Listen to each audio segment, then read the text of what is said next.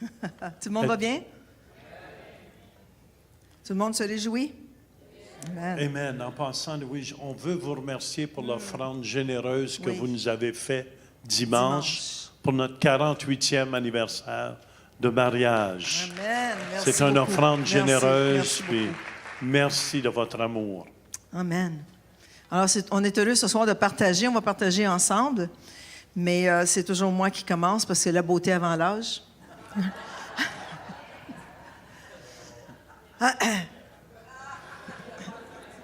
Seigneur, pas entendu? est-ce que je dois pardonner? Alors, juste quelques petites histoires avant de commencer. C'est des choses qui ont été écrites dans le calendrier d'Église. Tu sais, des fois, on fait des petites fautes d'orthographe ou des petites fautes. Ça nous dit ici, vendredi à 19h, les enfants de l'Église feront une représentation de l'œuvre Hamlet de Shakespeare dans la salle paroissiale. Toute la communauté est invitée à prendre part à cette tragédie. Chères dames, n'oubliez pas la prochaine vente pour nos œuvres de charité. C'est une bonne occasion pour vous de vous débarrasser des choses inutiles que vous avez chez vous. Amenez vos maris.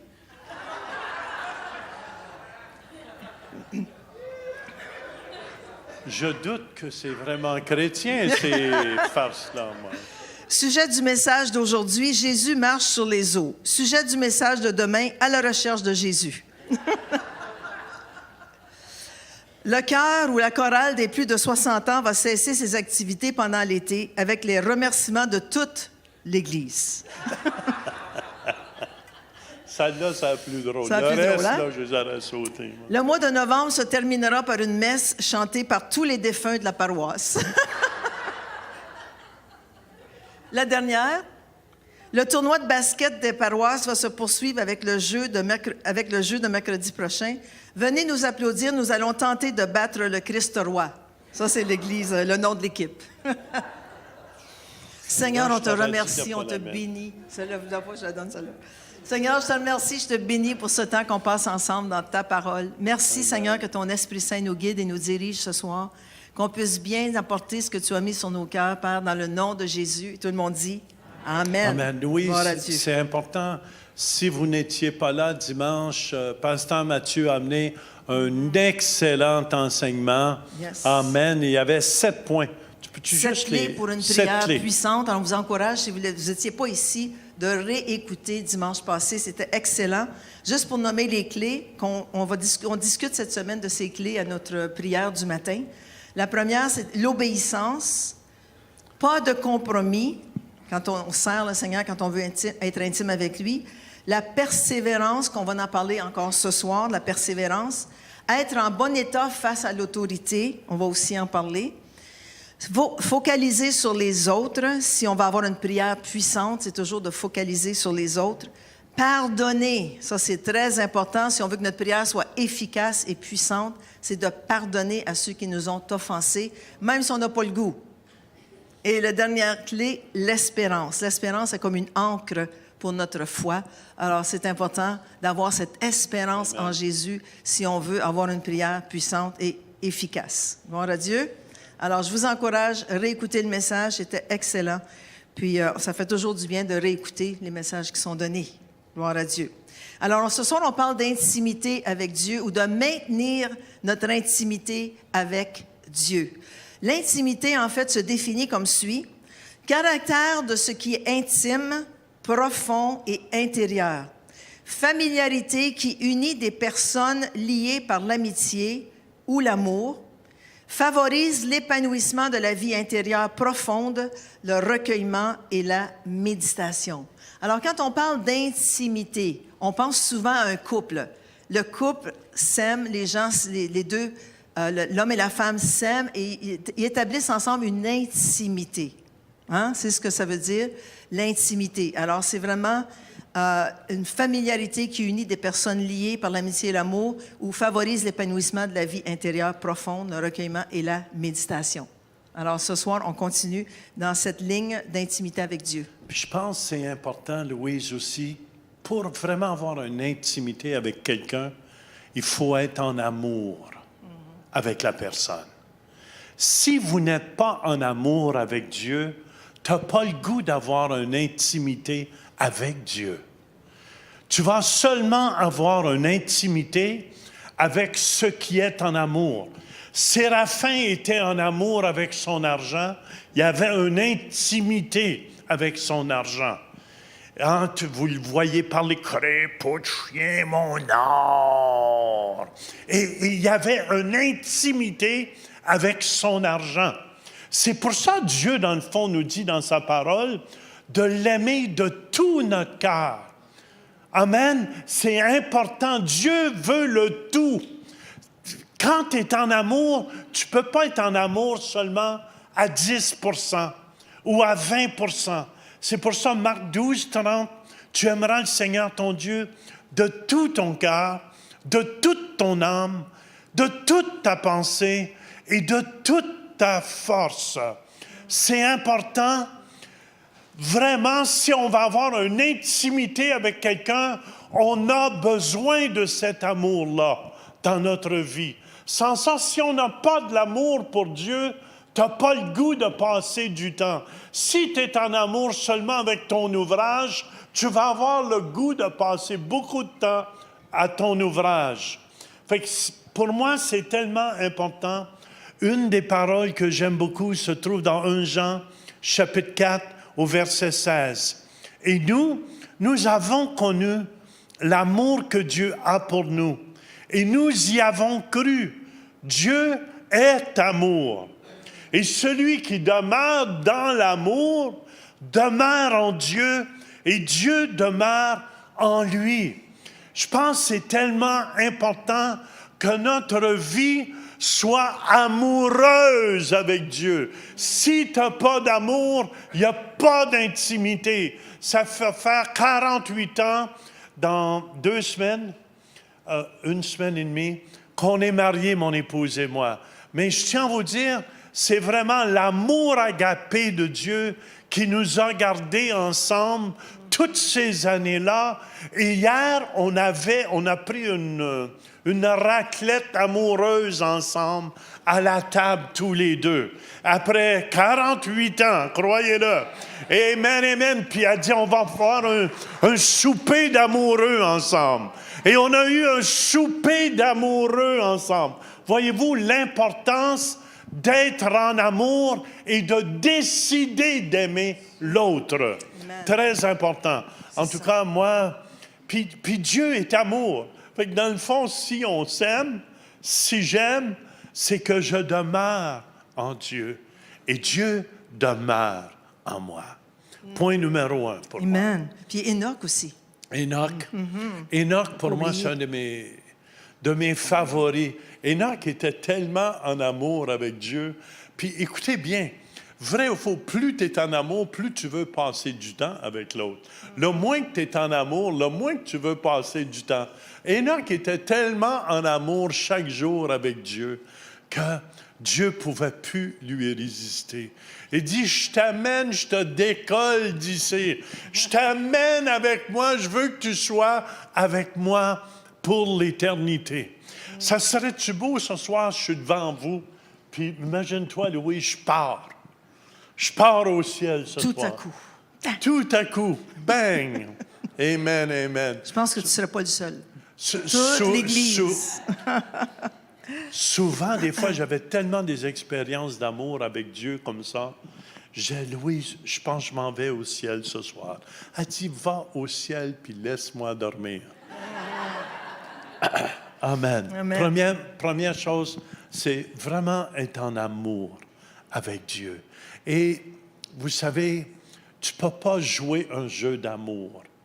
Tu ne peux pas faire semblant que tu aimes. Êtes-vous d'accord avec moi? Il y a quelque chose qui est vrai. Hein, Valérie, quand tu aimes quelqu'un, ça devient vrai. Amen, amen, amen. Bruno, Louise, c'est vrai. Quand tu aimes l'autre, Joanne, Ménès Jacqueline, amen. Il y a un amour là. Praise God. Benoît puis Denise, quel bel exemple. Il y a un amour là et ça se sent. Là, je pourrais faire le tour. Là. Soyez pas insultés si je ne fais pas le tour. Mais numéro 1, amen, pour avoir une intimité, ça prend un amour dans notre cœur. Amen. C'est pour ça qu'Enoch était en amour avec Dieu. Moi, je suis en amour avec Dieu et je dis au Seigneur, si c'est le temps, viens donc me chercher vite fait. Amen, amen. Je suis prêt à partir. Et Dieu, il est tellement en amour avec nous que l'enlèvement s'en vient.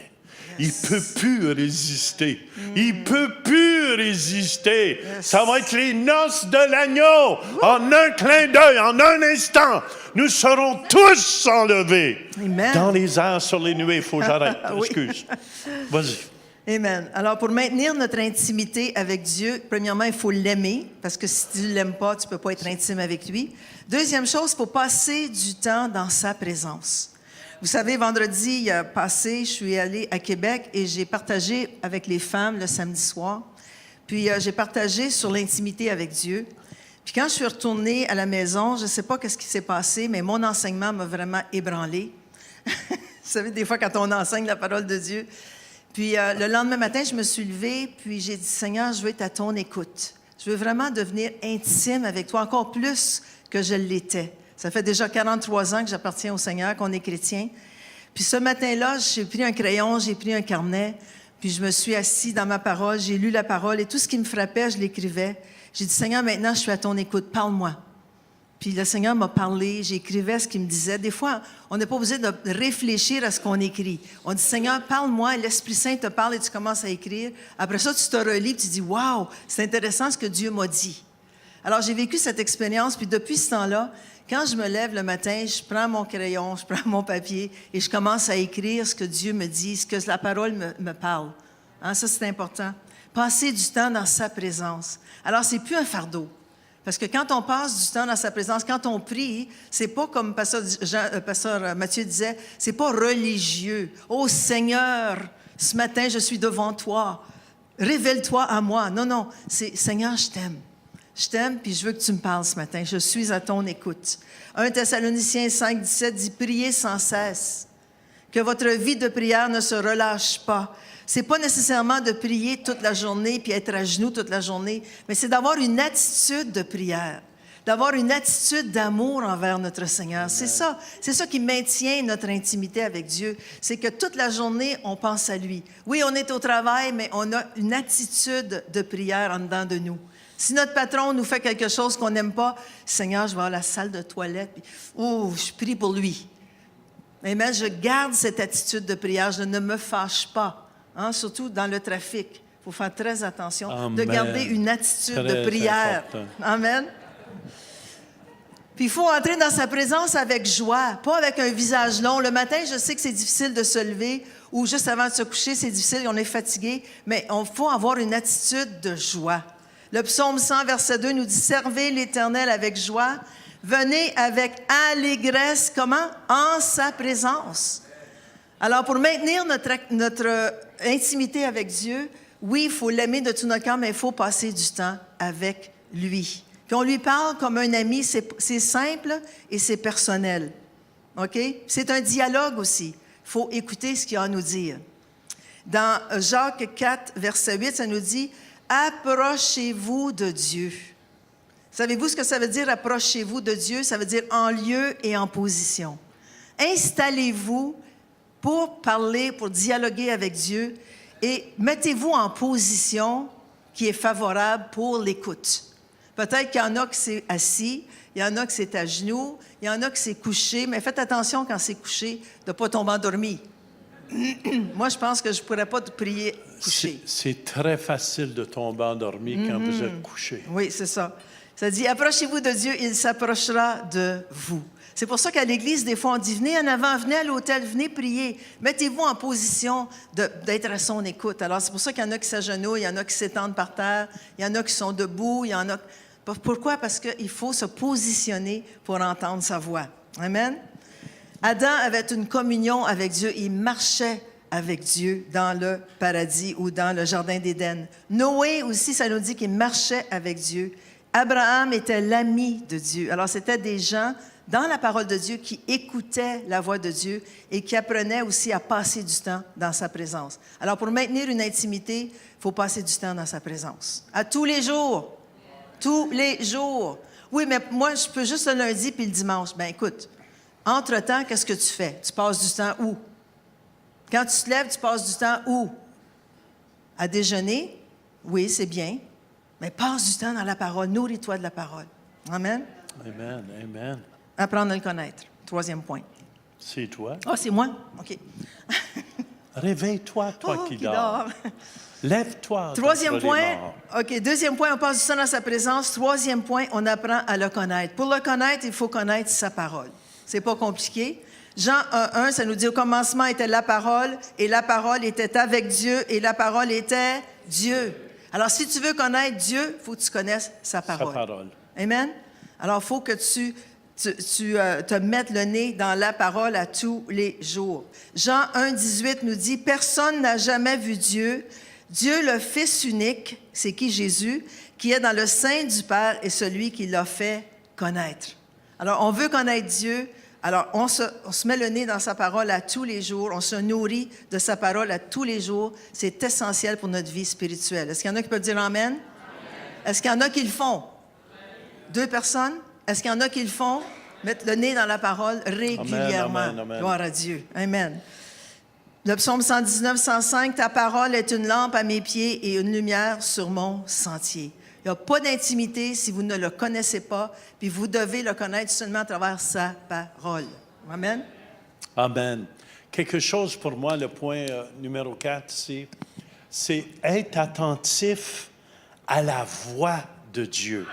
Vous savez, il y a quelque chose que j'ai appris dans les dernières années, c'est d'être de plus en plus attentif à quand Dieu me parle.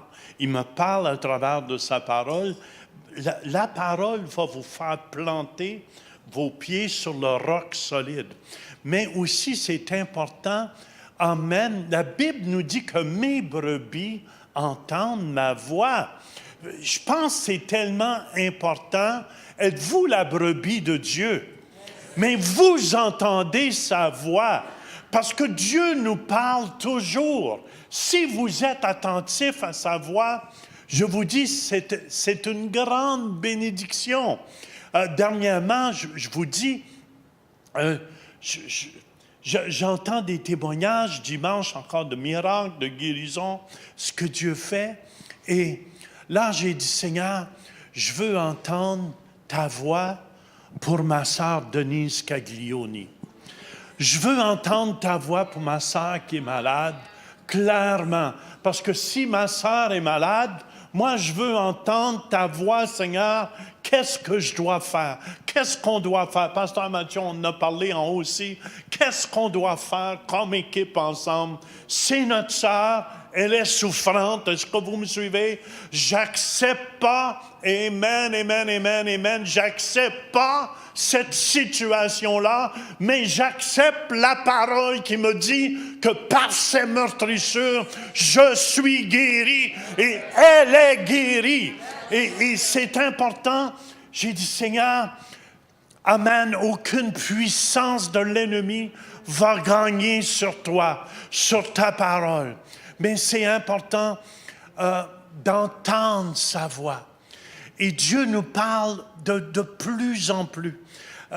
Quand je vais dans les réunions, je le sais, partout à cette heure où je vais commencer à prêcher, j'annonce que Jésus va guérir. Parce que dans le fond, je connais mon Jésus de plus en plus. On chantait ce soir que Dieu est bon. En passant, c'est de mieux en mieux la louange, les jeunes. Puis ça sent que votre cœur est pour Dieu. Puis je suis fier de vous autres. Amen, amen, amen, amen, amen, amen. Et, hallelujah. Et vous devez comprendre, et je suis fier aussi de Pasteur Mathieu et Pasteur Vanessa. Et je vois que Dieu, amen, amen, est fidèle et il cherche à entendre la voix de Dieu. Et ça se sent. Et je tiens à vous dire, c'est pour ça que je recule en arrière et je laisse entendre la voix de Dieu. Vous savez, Bill Johnson disait quelque chose. Écoutez bien ce qu'il disait. Si tu ne peux pas entendre la voix de Dieu dans le silence, tu ne pourras pas l'entendre dans le bruit. Amen, amen, amen. Et ce qui réjouit mon cœur comme apôtre de cette Église, c'est que mon fils entend la voix de Dieu. Hallelujah. Peu importe ce que les gens disent, je sais qu'il entend la voix de Dieu. Puis écoutez, quelque chose qui est tellement important aussi pour entendre la voix. Là, c'est Jean Turpin qui dit ça. Écoutez bien, c'est très profond aussi. Je crois que si tu n'entends pas la voix de ton leader que tu vois, tu ne peux pas entendre la voix de Dieu que tu ne vois pas. Et écoutez bien, c'est pour ça que le grand prêtre Élie qui formait Samuel, mais Samuel était fidèle au grand prêtre Élie. Et tu vois l'homme de Dieu qui entend la voix de Dieu, qui entend la voix du maître, va entendre la voix de Dieu plus loin. Et on le voit avec Samuel. Il entendait, Dieu lui parlait la nuit. Puis il était tellement habitué d'être fidèle à son maître qu'il allait voir Élie. Élie, tu veux me parler? Il dit, non, va te coucher, c'est pas moi qui t'ai appelé. Et pendant 3 fois comme ça, et la 3e fois, amen, papa Élie savait que c'est Dieu qui parlait à Samuel. Puis il va dire à Dieu, amen, maintenant tu es prêt mon fils, il va te parler directement. Et je crois de tout mon cœur, si vous apprenez à écouter la voix de votre leader, amen, que ce soit le leader du son, que ce soit le leader, amen, de l'intercession. Si tu apprends à écouter la voix de ton leader, amen, le leader de l'Église, c'est Pasteur Mathieu. Si tu apprends à écouter la voix de ton leader, c'est pour ça quand les gens me disent, des fois les gens viennent me voir ou ah ouais, mais Dieu m'a montré. J'ai dit, écoute, moi Dieu m'a montré telle chose et je te le dis avec amour, mais tu es libre de choisir. Amen, tu es libre de choisir. Et quand je vois la personne ne veut pas entendre, je sais. Et elle me dit, je vais écouter la voix de Dieu. Si elle n'est pas capable d'écouter ma voix, elle n'entendra pas la voix de Dieu. Et Jean-Paul, c'est un fils fidèle pour ça. Amen. Tout ce qu'on peut conseiller. En tout cas, je ne veux pas faire de remarques, je peux faire le tour de la salle, là. Il y a plein de gens fidèles. Mais je vous dis, c'est important. Entendez la voix de votre leader. Si tu apprends à entendre la voix de ton leader, c'est comme John Bevere, il a appris à entendre la voix de Benny Hinn, qui était son leader. Puis après ça, un jour, John Bevere a pu être élevé et aller dans son ministère. En tout cas, je vous dis, très peu de gens comprennent ce que je dis ici. Mais les gens qui vont aller le plus loin, ce sont ces gens-là. Si tu apprends à écouter la voix de ton patron, amen, tu vas pouvoir être promu. Amen. En tout cas. Amen. Pour moi, dans l'intimité, c'est ça une intimité profonde avec Dieu. Tu es tellement habitué d'entendre la voix de Dieu que si ton leader te parle, tu vas porter attention tout de suite. Et tu le vois, les gens qui sont habitués d'entendre la voix de Dieu vont écouter tout de suite. L'homme sage écoute. Amen. Amen. En tout cas. On continue? Je sais, c'est silencieux Oui. tout d'un coup dans ce coin-ci. Amen. Mais écoutez bien, c'est important. Alors, pour maintenir aussi, ça c'est très bon, pour maintenir notre intimité avec Dieu, il faut savoir communiquer à Dieu à travers le Saint-Esprit. Si on veut bien communiquer avec quelqu'un, il faut parler son langage. Et pour bien communiquer avec Dieu, il faut parler le langage du Saint-Esprit.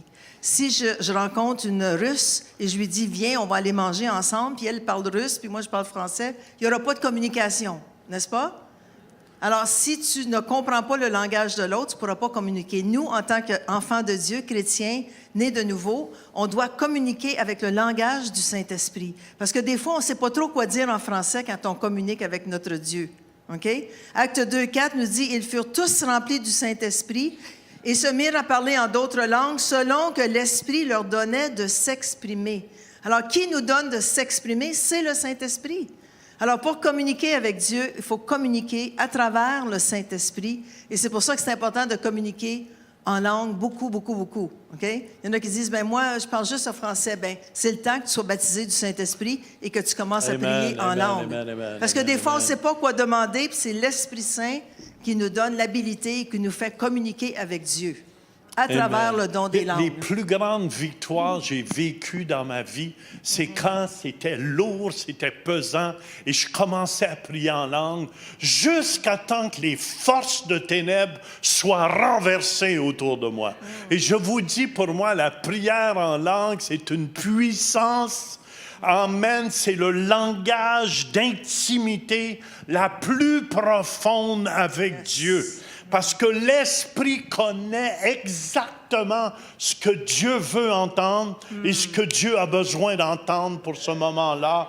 Et le besoin le plus urgent peut-être, sans le savoir, je peux prier pour Jean Lamarche en langue. Et l'intercession, peut-être Jean va avoir besoin de prière à ce moment-là. Et Lunga, surtout quand il sauve en Afrique, il fait prier en langue.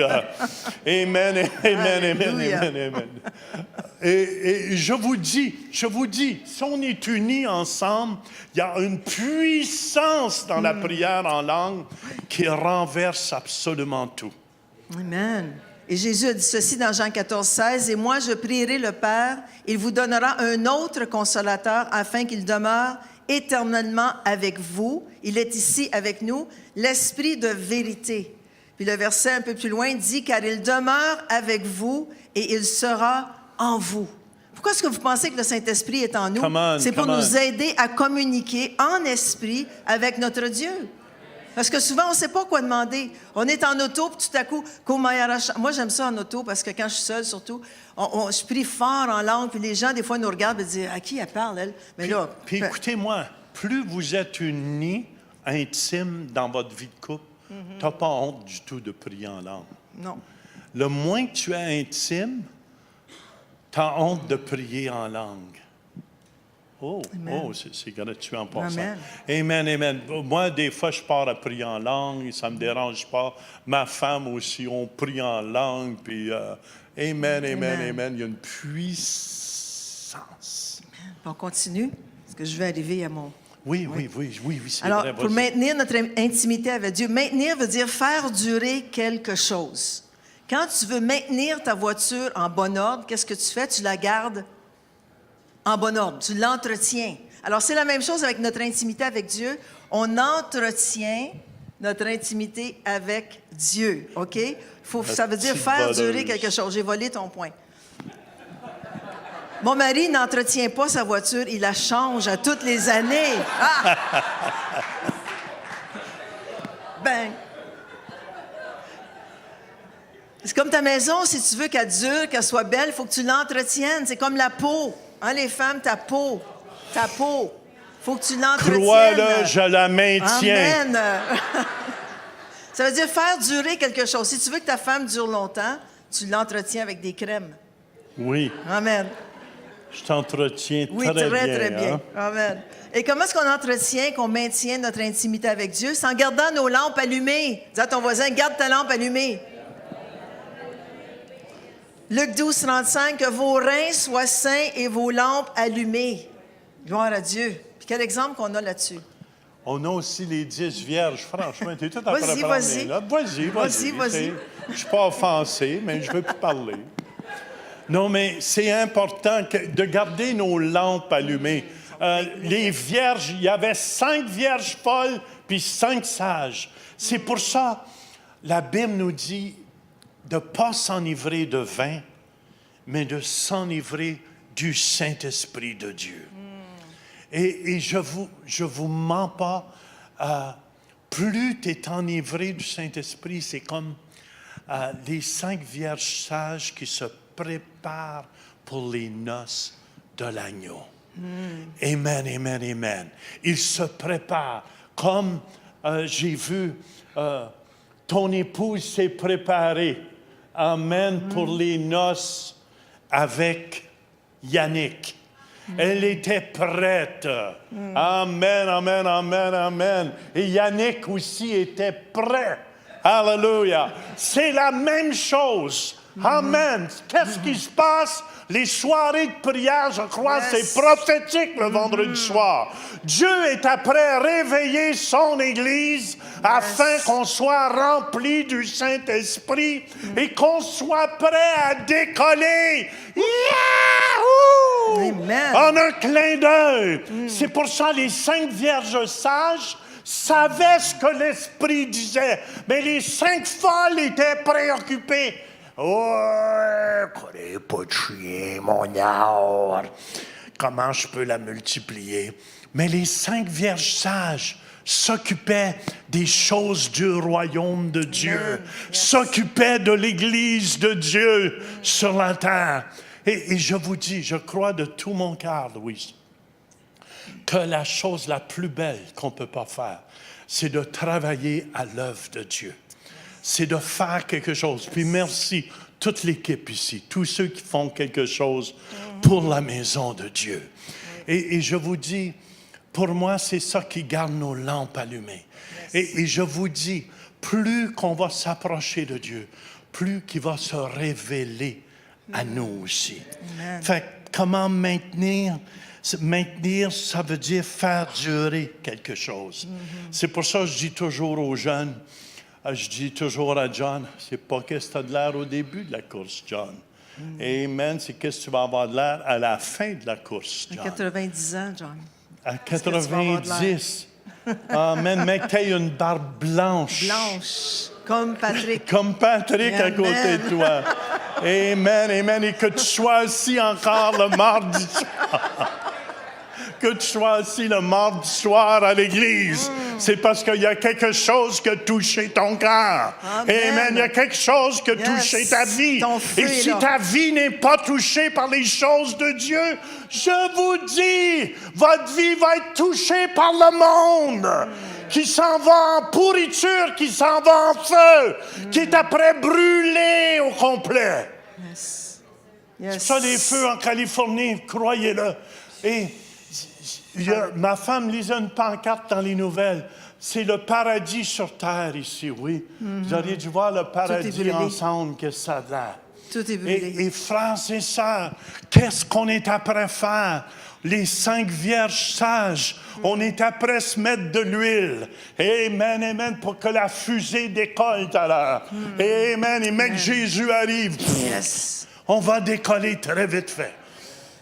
Beau temps, mauvais temps, on maintient notre intimité, on garde notre temps de prière, on garde notre foi en Jésus. C'est la persévérance que Pasteur Mathieu, c'était tellement bon l'image. Je ne sais pas ceux qui étaient ici dimanche, ceux qui n'étaient pas ici, vous avez vraiment manqué. Il y avait une image là avec quelqu'un qui creusait, puis il était rendu juste là. Puis là, il s'est tourné de bord. Puis il dit, oh non, la percée était là. Persévérer. C'était ça son message. C'était tellement bon. Cette petite image-là m'est restée comme ça. Amen. Amen.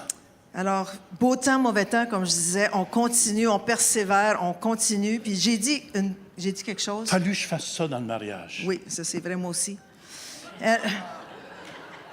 J'ai dit, c'est quand ça chauffe qu'on voit la profondeur de notre relation avec Dieu.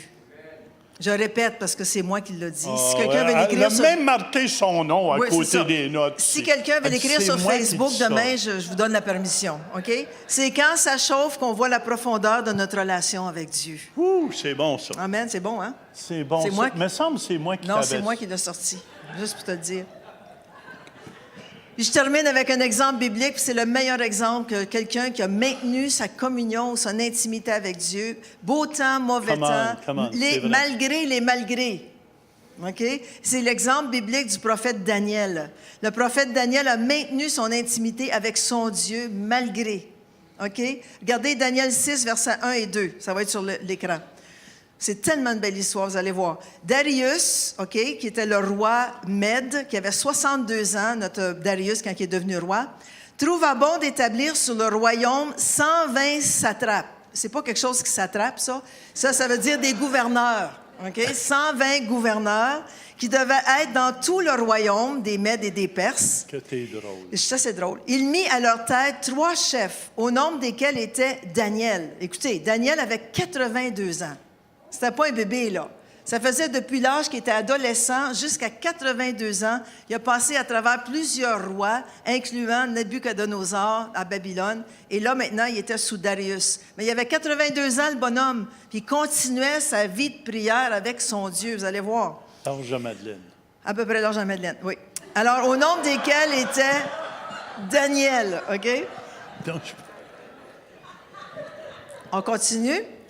Afin que ces satrapes leur rendent compte et que le roi ne souffre aucun dommage. Alors, les satrapes ou les gouverneurs devraient rendre compte à Daniel de tout l'argent qui entrait dans le royaume, puis de dire ceux qui dépensaient, ou en tout cas, tout ce qui était financier.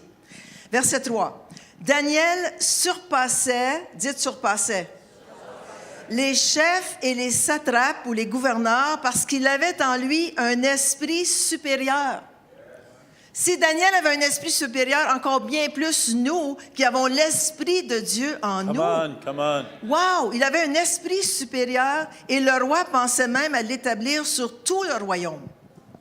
Wow! 82 ans, le bonhomme, he was going strong. Il était fort, il avait un esprit supérieur.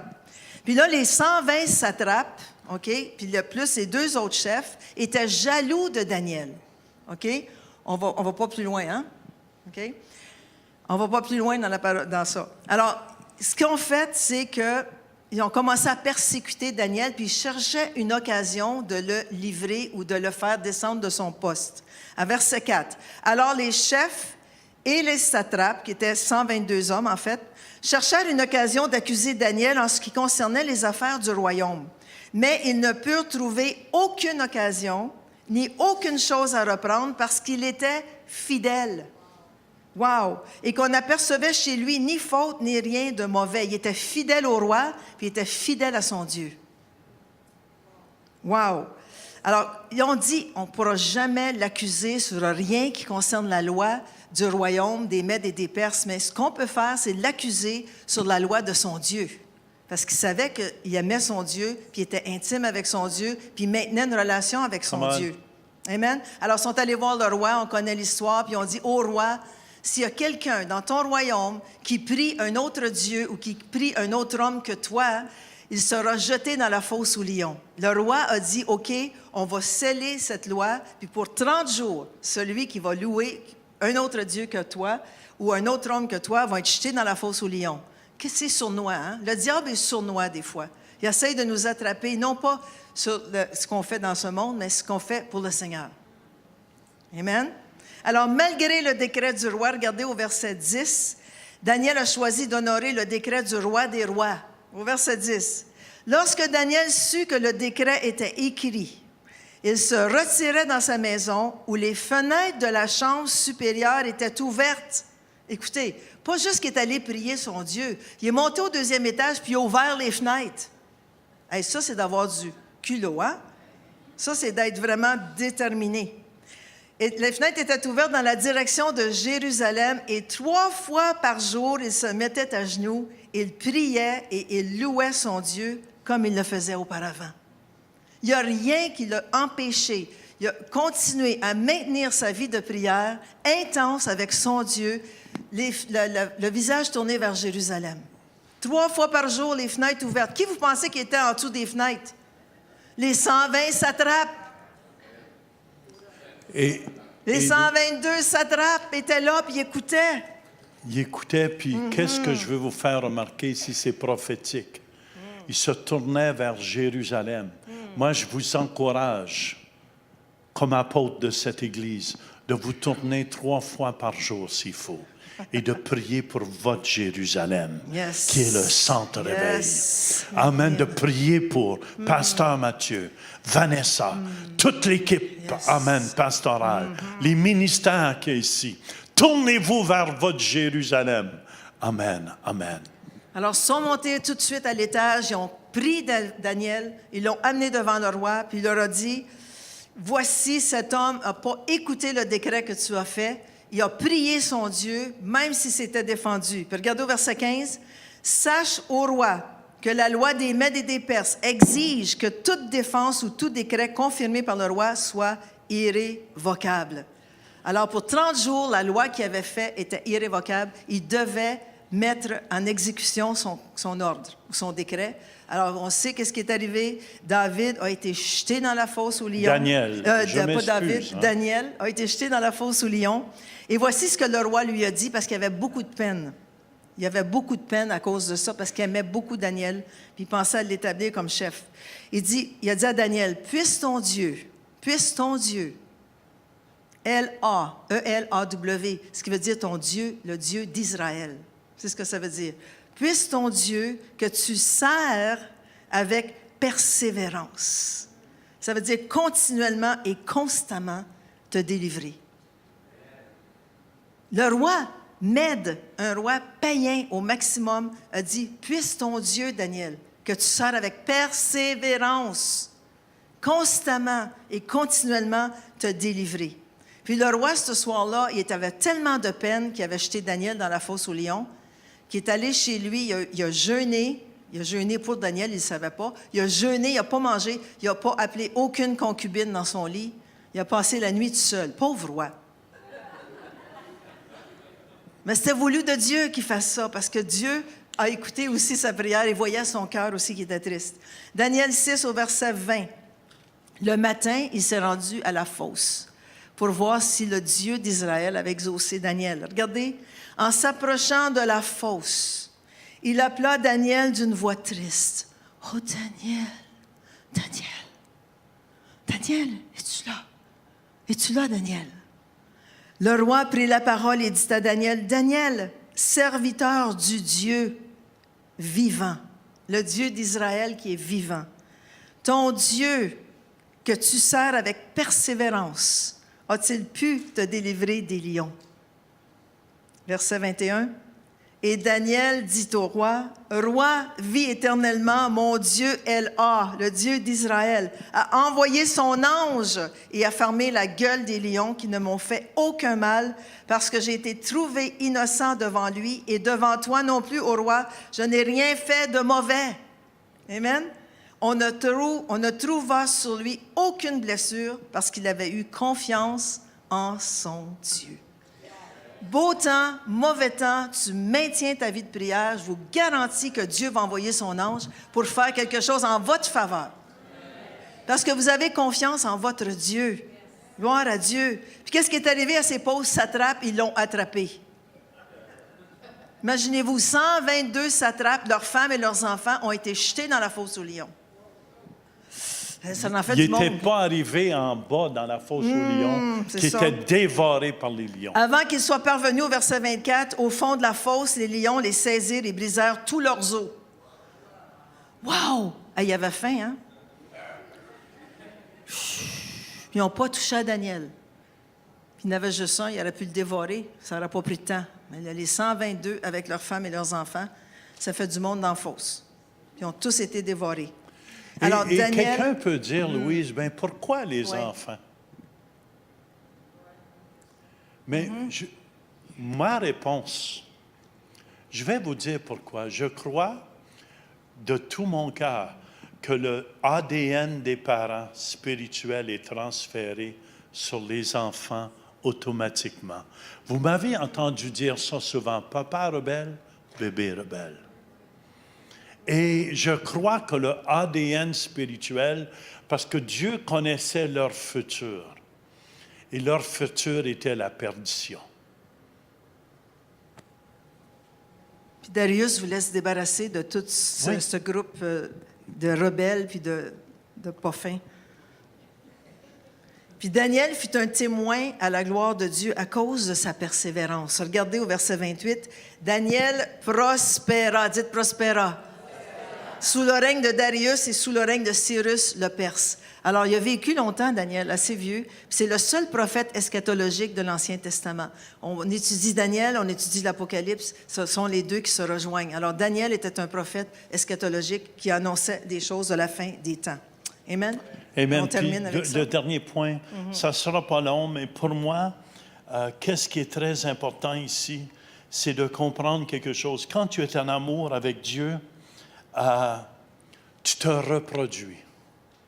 Quand la Bible dit « Vous recevrez une puissance survenant sur vous et vous serez mes témoins », je crois que dans l'esprit, qui nous sommes. Quand tu es vraiment en amour avec l'autre, tu fais des petits. Vrai ou faux? Amen, amen, amen. Quand tu es en amour, tu as une intimité profonde avec Dieu, tu te reproduis dans l'esprit. C'est pour ça que vous recevrez une puissance survenant sur vous et vous serez mes témoins où? Jérusalem pour commencer. Vos voisins, vos voisines. Imaginez-vous si chacun de nous... j'entendais un témoignage, quelqu'un disait à un de nos frères chrétiens, elle dit, si tu me parles encore de Jésus, elle dit, je te mets dehors. Moi, j'ai déjà entendu ça. Puis j'ai jamais lâché ma sœur. J'ai déjà entendu cette parole-là. Mais je tiens à vous dire, cette personne-là lui a dit, je te parlerai plus jamais, jamais, jamais. Ah oui, c'est ça que cette personne-là lui a dit. Mais c'est pas grave. Parce qu'un jour, devant le trône de Dieu, elle ne pourra pas se tourner vers lui. Pourquoi tu ne me le disais pas? Amen. Amen. Merci. Et je veux vous encourager ce soir. Amen. Je crois que ce qui fait un réveil, on est tellement en amour avec Dieu qu'on témoigne partout. Qu'on témoigne partout. C'est pour ça que j'aime entendre les témoignages de Valérie. Amen. C'est pour ça que je lui dis toujours, garde ton feu. Garde ton feu, parce que le diable va essayer d'éteindre ceux qui sont en feu. Et c'est pour cette raison, je veux vous encourager ce soir. Soyez des témoins de Jésus. Soyez des témoins. Imaginez-vous que demain soir, à cette heure ici, c'est l'enlèvement à 8h58. Vrai ou faux? Qu'est-ce que vous feriez? Vous écouteriez la télévision demain matin? Ou vous parleriez de Jésus? Vous parleriez de Jésus. Je veux vous encourager. Il y a vos voisins, vos voisines qui ont besoin de Jésus. Le pire qu'ils peuvent vous dire, lâche-moi tranquille. Mais lâche-les pas tranquille. Parce que ton amour est tellement grand. Ton amour est tellement grand que tu veux que tout le monde reçoive cet amour de Dieu. C'est tellement beau ce que Jésus a fait pour nous. C'était tellement beau le soir que ma femme a donné son cœur à Jésus. Je vous le dis, le lendemain matin, je la regardais, puis j'ai dit, Louis, je ne te reconnais plus, puis c'était ma femme. Elle avait des nouveaux yeux. C'est pour ça que je veux vous encourager. J'ai trouvé une nouvelle femme. Amen, elle a trouvé un nouveau mari. Et on s'est retrouvés l'un et l'autre comme créatures de Dieu. Et c'est pour cette raison que je vous dis ce soir, soyez des témoins de Jésus-Christ. Soyez des témoins de Jésus-Christ. Témoignez de son amour. Et je vous dis, amen, il n'y a rien de plus glorieux que les âmes que vous aurez amenées au Seigneur. Il n'y a rien de plus beau que toutes ces âmes-là que vous allez amener au Seigneur. Amen. Je ne sais pas si ça vous a aidé ce soir. Amen.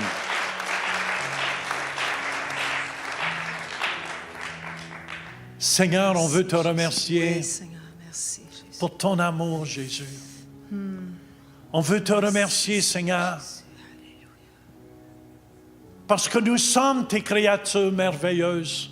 Et Seigneur, mon Dieu, tu connais les jours qui nous restent ici-bas à marcher sur la terre.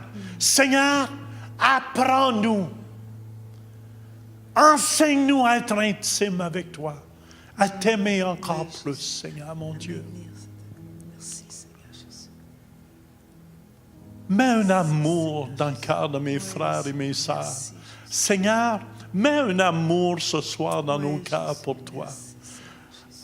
Seigneur, viens faire vivre des expériences d'amour, Seigneur, Merci, Seigneur.